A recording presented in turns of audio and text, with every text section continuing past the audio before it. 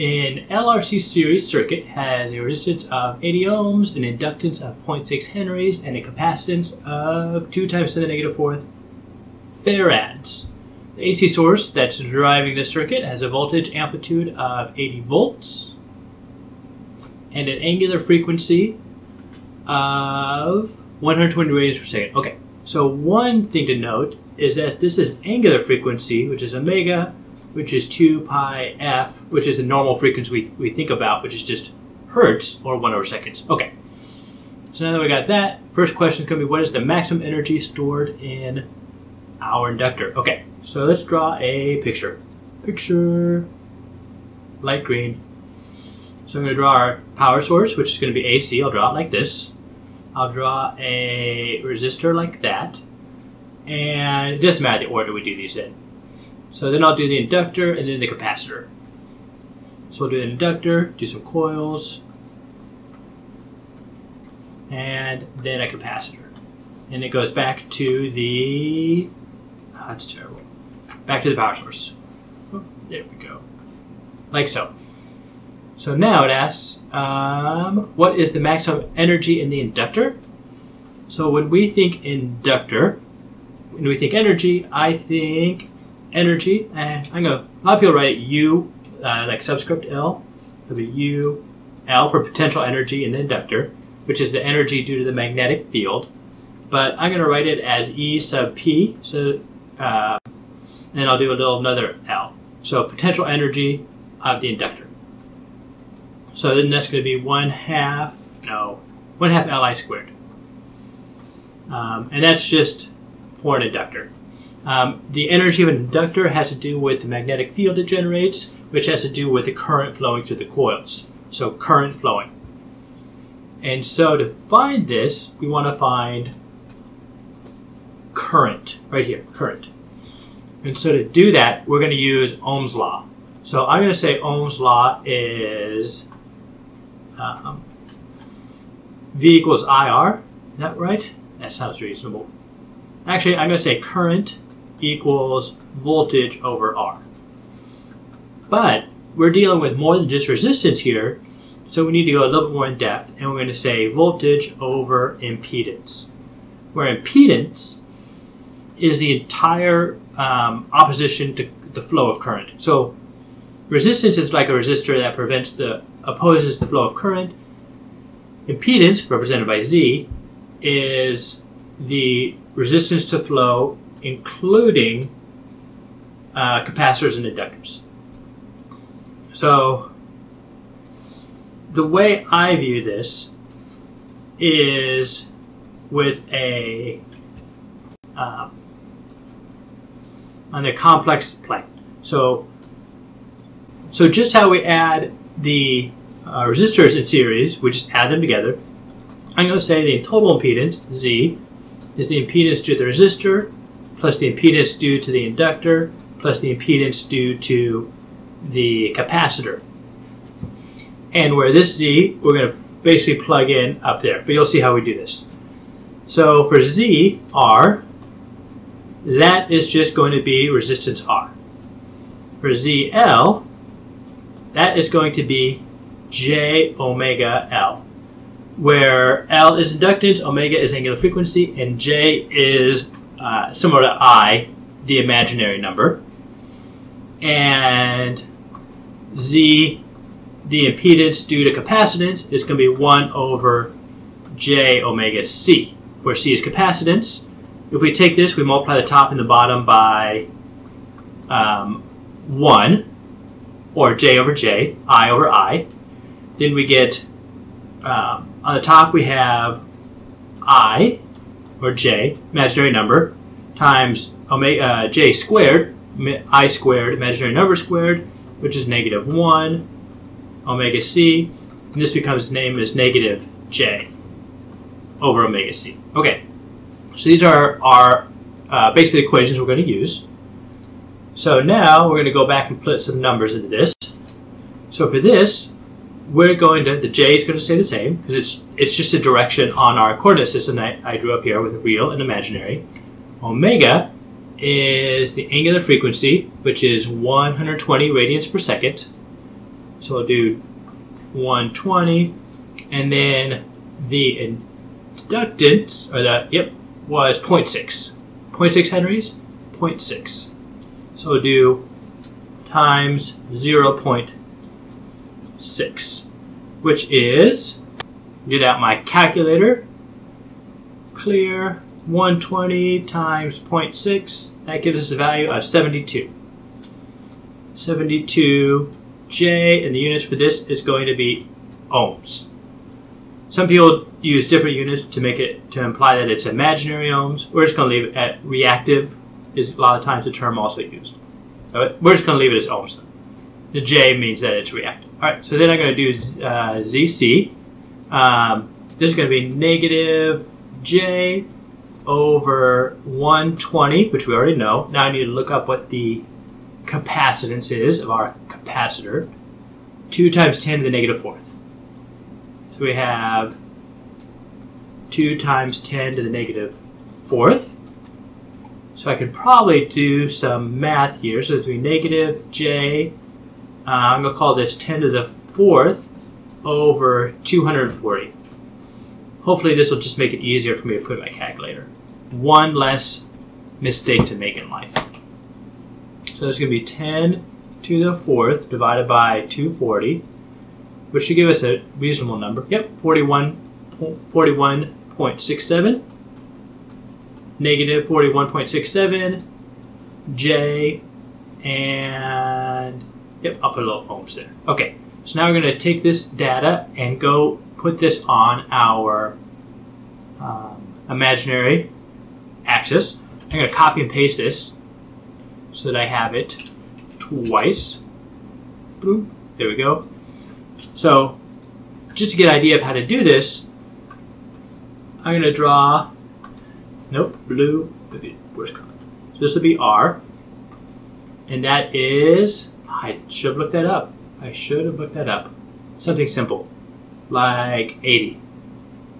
Go over here, whoop, 80. So we have 80 ohms on this side. In the positive imaginary direction, we have 72. And in the negative J direction, negative J, we have 41.67, which I'm going to call 42. 42. And so we just have these three vectors here. And what we're going to do is we're going to add up the vectors. So we're going to add up all the vectors in the real direction, which is 80. We're going to add up the vectors in the imaginary direction, which is 72 plus negative 42, which I'm going to say is 30. Nope, that doesn't offer a lot of contrast. That's okay. So then to create a, what we're going to do then is to find the apparent value of this, we are going to add these vectorially. So we have 80 and 30. 80 and 30, we're going to do the second square root of 80 squared plus 30 squared, and that's going to give us an answer of about 85.4. And that's going to be the apparent, that's going to be the impedance, the apparent impedance of the circuit. And so that is going to be the opposition to flow of current. So for this then, we can say that I equals voltage over impedance. Our voltage was 80. It was 80. Should have looked that up. Put it on my picture. 80 volts. Yep, 80 volts. So we have 80 divided by 85.4. And that's going to give us 80 divided by second answer, 0.94.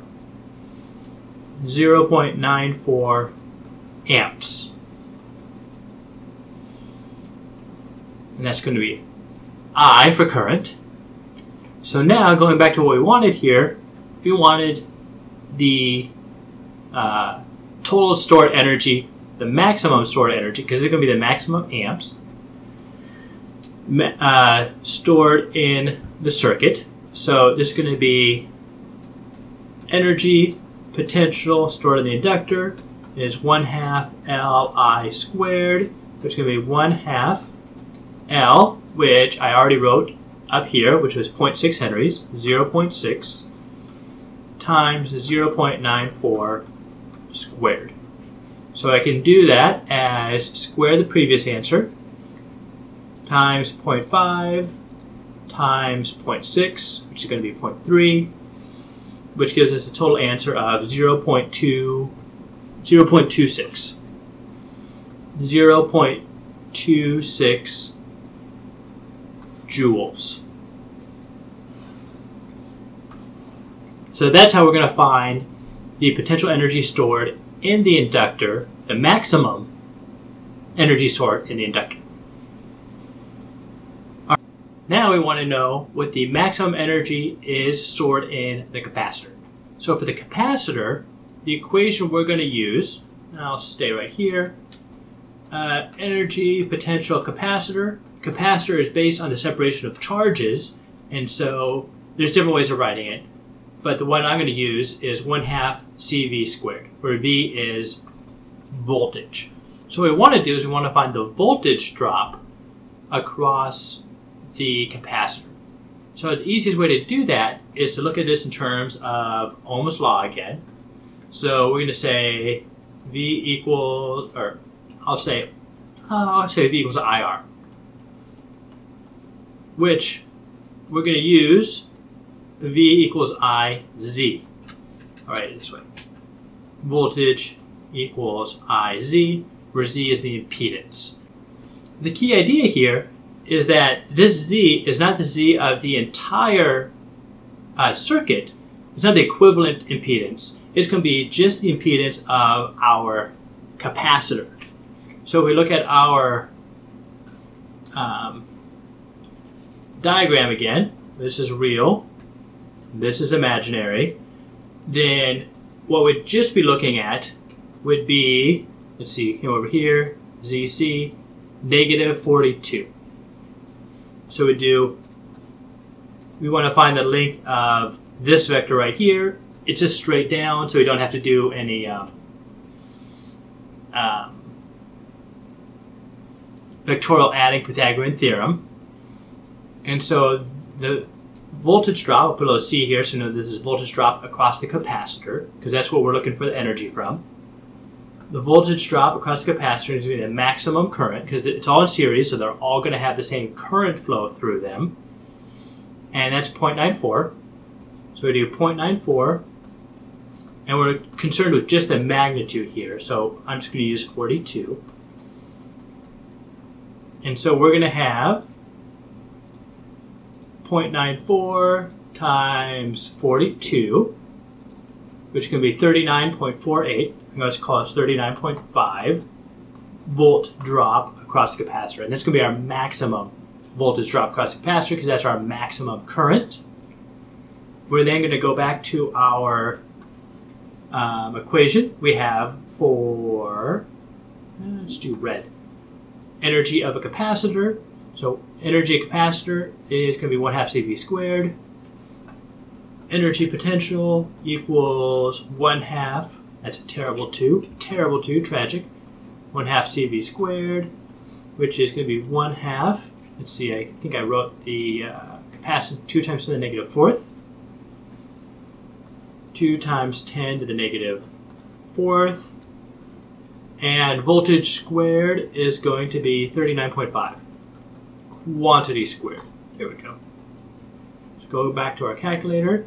Square that times 0.5 times 2 times 10 to the negative 4th.